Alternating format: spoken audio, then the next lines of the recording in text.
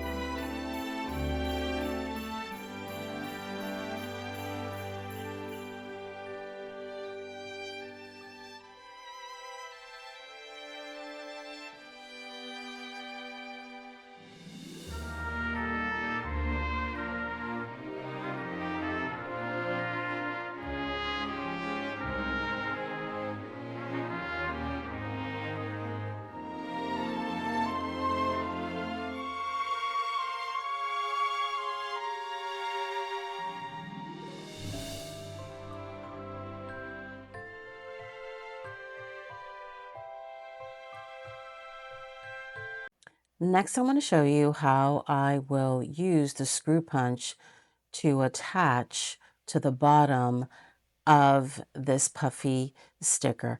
Definitely protect your surface because this is super, super sharp. You want to center and really hold your puffy sticker down, and you want to push down a couple of times until you can actually see the hole.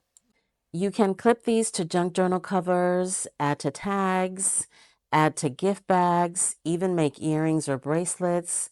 They'd be great as advent numbers or focal pieces on mixed media canvases. Here's everything together, and hard to believe this all came from a $1.25 sticker sheet. Wicked awesome, right? Tell me in the comments which one would you make first. If this gave you ideas, give it a like so YouTube shares it with more crafters. Subscribe for more junk journaling, stamping, and Tuesday and Thursday makes.